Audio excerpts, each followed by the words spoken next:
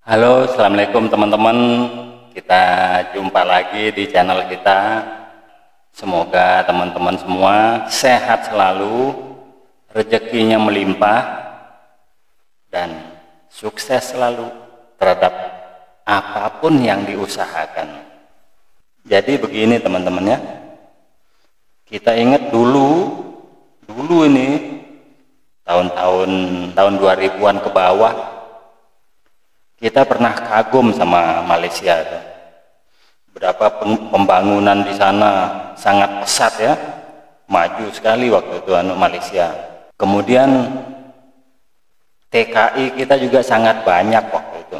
Jadi ya kagumlah kita sama Malaysia waktu itu. Nah ternyata kekaguman itu apa? Mereka mempunyai kebanggaan semu. Nah, jadi sejak mereka merdeka, mereka dimanjakan oleh penjajahnya, yaitu Inggris. Ekonominya dibangun, pembangunan fisik, pembangunan infrastruktur digalakkan. Cuman yang Inggris lupa, pembangunan sumber daya manusia. Nah, makanya begitu kita bangkit Indonesia, sumber daya manusia kita bangkit, ekonomi kita bangkit, negara kita bergerak, mereka tidak ada apa-apanya ternyata. Nah, sumber daya manusia mereka yang sangat lemah, bodoh, dan miskin, itu tidak mampu membuat Malaysia tetap bisa mempertahankan kehebatannya yang seperti dulu. Sekarang sudah mereka tertinggal jauh sekali di belakang, sampai sering-seringnya mereka panik ya menghadapi Indonesia itu. Makanya selalu cerita alam Melayu, Kedah tua. Pokoknya yang zaman-zaman dulu itu masih diingat, ingin mereka kembali seperti zaman Kedah tua. Zaman sekarang ini zaman modern ya. Yang harus dibangun adalah sumber daya manusia supaya bisa bersaing secara global. Jangan melempem. Orang Malaysia mah terlalu cepat puas ya. Dia hanya puas dengan ya segitu aja. Udah yang penting dapat beras subsidi udah cukup. Minyak goreng subsidi cukup. Pemerintah dibiayai perjudian nggak apa-apalah. Yang penting Malaysia bisa bertahan. Tapi apa yang terjadi? Mereka mundur semundur-mundurnya. Nah, sekarang melihat Indonesia mereka sering melongo. Nah, ngelihat kita tuh selalu terheran-heran. Makanya kalau di Malaysia orang Indonesia itu sangat dikagumi. Nah, kembali ke masalah teknologi ya. Sekarang kita lagi sedang menggalakkan semua sektor ekonomi termasuk teknologi ini. Nah, sekarang salah satu yang kita sedang galakkan adalah produksi drone. Nah, jadi supaya kita nggak beli-beli terus dari luar negeri, ternyata anak bangsa kita bisa bikin drone. Nah, makanya sekarang kita punya pabrik drone pertama di Asia Tenggara dengan sumber daya manusia semua 100% dari Indonesia. Kemudian bahannya juga hampir 100% dari Indonesia, bahan pembuatan drone-nya. Betapa majunya kita sekarang. Kita akan menyaksikan 3 video ya. Nah, nanti screenshotnya saya sertakan di video itu. Jika ingin melihat selengkapnya, silahkan cari channel-channel tersebut ya. Oke. Videonya berjudul Negara Tetangga Melongo. Woi, melongo. Intip yuk. 8 drone berteknologi canggih buatan anak bangsa. Wah, emang Malaysia dari dulu kalau ngelihat Indonesia tuh selalu melongo. Oke, kita tonton ya. Teknologi Unmanned Aerial Vehicle (UAV) atau yang akrab disebut drone belakangan ini semakin berkembang pesat. Pesawat yang bisa terbang secara otomatis dengan sistem pengendali jarak jauh ini tak hanya dimanfaatkan untuk mengambil gambar ataupun video dari udara, tetapi juga sudah dimanfaatkan sebagai alat mengirim barang, menyiram tanaman, pemetaan wilayah, hingga keperluan militer. Sebagai negara kepulauan, Indonesia juga sangat membutuhkan drone untuk mengawasi wilayah teritorialnya. Makanya, penggiat teknologi Indonesia juga tak mau ketinggalan untuk menciptakan drone. Kali ini Update Pro bakal mengulas sejumlah drone berteknologi canggih buatan anak bangsa. Black Eagle. Yang terbaru adalah pesawat udara nirawak bernama Elang Hitam. Pesawat yang diperkenalkan pada Desember 2019 lalu merupakan hasil kolaborasi konsorsium Kementerian Pertahanan, TNI Angkatan Udara, Badan Pengkajian dan Penerapan Teknologi, Lembaga Penerbangan dan Antariksa Nasional, PT Dirgantara Indonesia, PT Land Industri, dan Institut Teknologi Bandung. Drone sepanjang 8,3 meter dan bentangan sayap 16 meter ini dibekali mesin Rotax yang membuatnya sanggup mengudara selama 30 jam di ketinggian 23.000 kaki dengan kecepatan maksimal 235 km per jam. Elang Hitam juga dilengkapi radar SAR, Flight Control System, Auto Takeoff, Inertial Navigation System, Electro-Optics. Hebat teknologi Indonesia ya. Dipersenjatai rudal. Dengan kemampuan tempur yang dimilikinya, tak salah jika Elang Hitam nantinya bakal beroperasi untuk menjaga kedaulatan NKRI, khususnya di wilayah terluar seperti di langit Natuna. Fox 282. Sebuah perusahaan rintisan asal Bantul, Yogyakarta bernama Fox Indonesia sedang mengembangkan drone yang bisa mengangkut manusia. Kendaraan terbang yang disebut Fox 282 telah diuji coba terbang di Layan Gunung Kidul 7 Maret 2020 lalu. Mampu terbang dengan kecepatan maksimum 100 km per jam di ketinggian taksi udara 100 kaki selama 30 menit berkat bantuan 4 baling-baling dan 8 mesin. Selain itu, drone ini ditargetkan rampung Juli 2020 bakal sanggup mengangkut 2 orang penumpang dengan berat maksimal 200 kg. Keunggulan lainnya adalah memiliki struktur bodi yang ramping sehingga bisa take off dan landing di area sempit. Wulung. Drone dengan kemampuan autopilot dan modular composite structure merupakan produk PT Dirgantara Indonesia tahun 2016.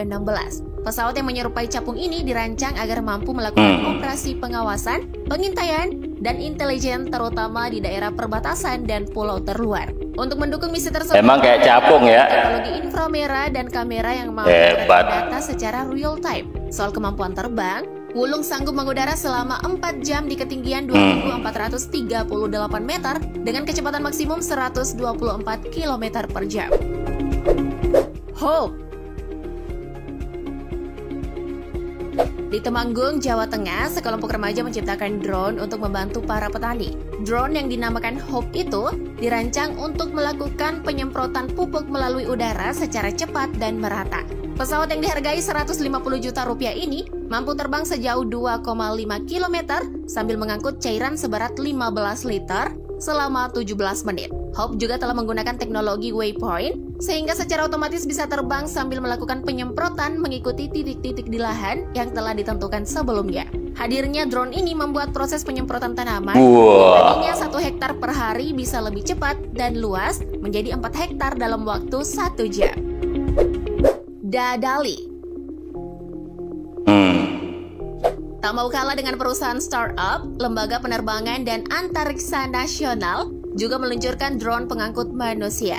Urban Transporter yang dinamakan Dadali Drone diperkenalkan di ajang Aero Summit 2019. Drone berukuran 3,5 x 3,5 meter tersebut dilengkapi 16 baling-baling berdiameter 80 cm agar mampu terbang setinggi 40 meter. Soal beban angkut, drone yang hanya memiliki 1 tempat duduk itu mampu mengangkut beban hingga 120 kg. Gamma V2. Sejumlah peneliti dari Universitas Gadjah Mada juga tengah mengembangkan drone amfibi. Drone yang diberi nama Amfibi Gamma V2 ini memiliki bentang sayap 2 meter dan panjang 1,35 meter. Gamma V2 mampu menjelajah hingga 40 km pada ketinggian 1.200 meter di atas permukaan laut selama 50 menit. Drone ini dilengkapi sistem dan dirancang untuk memetakan lingkungan sekitar dan monitoring berbagai jenis bencana. Elang Laut 25. Drone buatan PT Carita Boat Indonesia ini sudah digunakan oleh Direktorat Topografi TNI AD. Berbekal mesin 3W Electronic Fuel Injection berkapasitas 170 cc, membuat elang laut 25 mampu melaju hingga kecepatan 175 km per jam selama 8 jam non-stop. Pesawat sepanjang 4 meter dan rentangan sayap 6 meter ini juga dibekali fitur-fitur canggih seperti autopilot navigation, GPS tracking satelit, CCD daylight camera, airspeed pitot tube, dan flight data recording. Dengan teknologi yang dimilikinya, drone ini sangat cocok menjalankan misi monitoring, pengawasan, dan pemetaan wilayah. Hebat. Oos Wivanusa. Pantas Malaysia melongo ya. Dan PT Trimitra Wisesa Abadi pada tahun 2016 lalu sukses mengembangkan drone berjenis amfibi.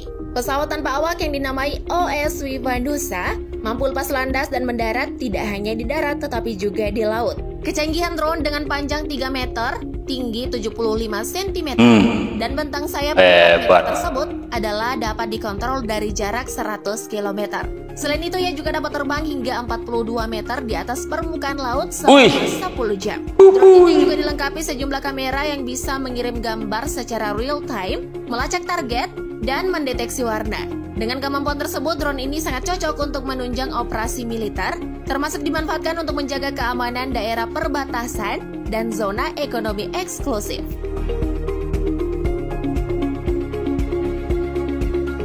Harus diakui bahwa kecanggihan drone buatan Indonesia membuktikan jika penguasaan teknologi anak bangsa juga tak kalah hebat dibandingkan dengan negara lain. Kan? Iyalah. Weh, mantap ya teknologi kita. Pantas Malaysia melongo lihat Indonesia. Nah, ini ada video keduanya. Indonesia punya pabrik drone pertama di Asia Tenggara. Woi, pertama cuy.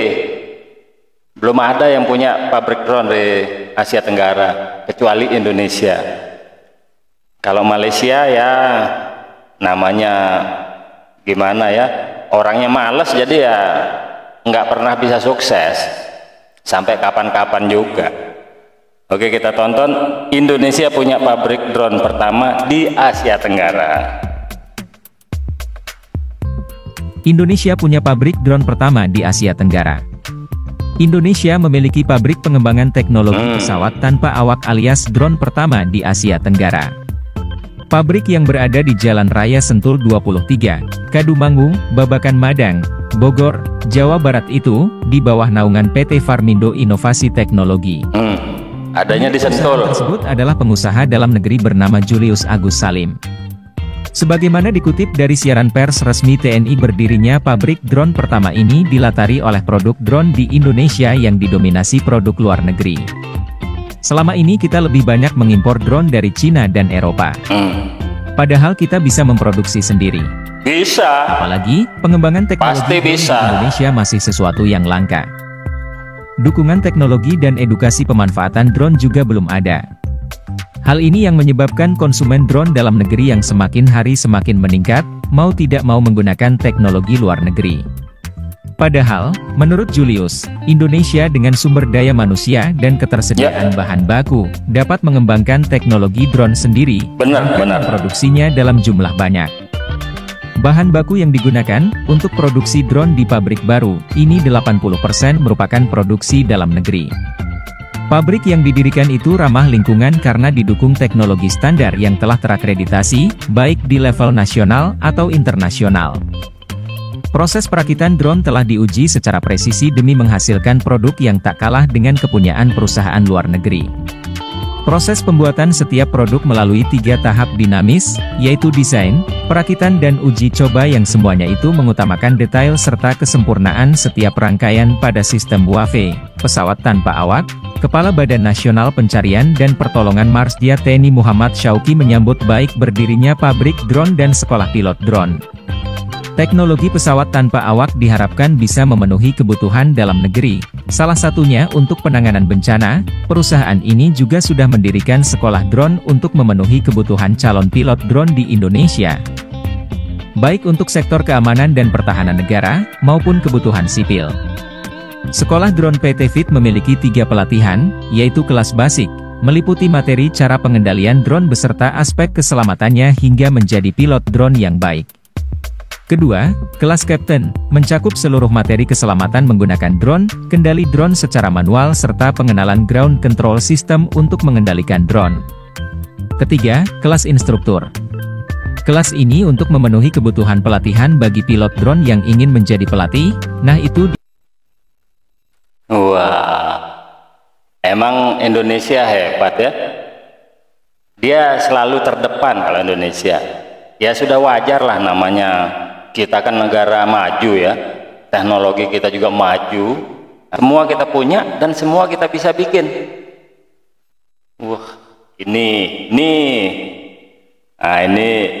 kita lanjut ke video yang ketiga, drone taksi angkut 2 penumpang, uji coba di Bali. Wah, kita lanjut.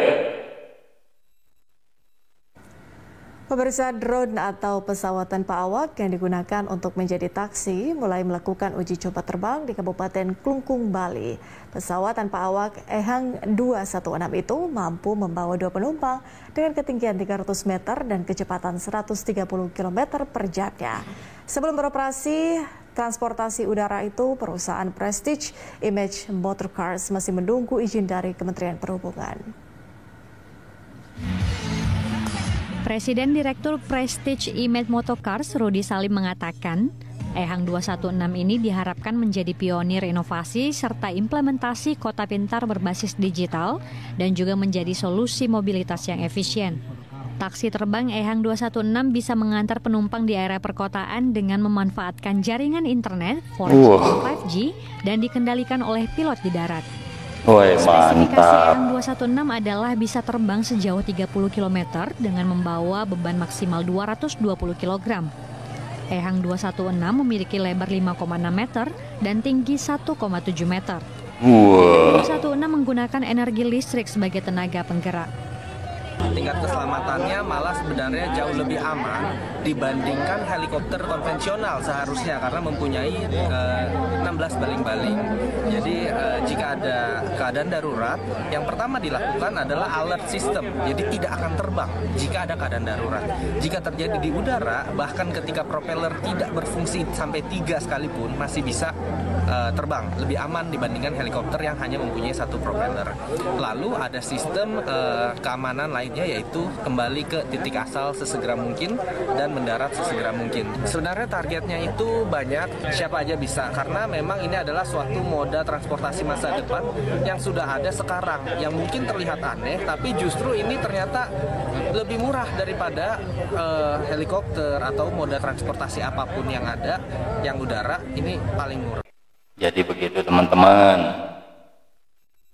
betapa hebatnya negara kita ini. Yang paling jelas ya, 10 tahun terakhir kita ini sudah bisa melesat kemana-mana. Kita dikagumi di mana-mana. Bahasa kita menjadi bahasa internasional. Dari Melayu Riau, kemudian dituturkan di Malaysia, mengikuti logat setempat. Nah, kemudian di Brunei, di Patani, di Singapura juga. Nah, itu Melayunya semua Melayu Riau. Jadi bukannya kita yang mengikut Melayu mereka, enggak. Bahasa kita diambil dari Melayu kita. Kita kembangkan menjadi bahasa Indonesia. Oke, demikian teman-teman. Kalau ada salah-salah kata ya mohon maaf. Masalah video yang sudah kita saksikan bersama-sama, silahkan komentar di bawah ya. Terima kasih.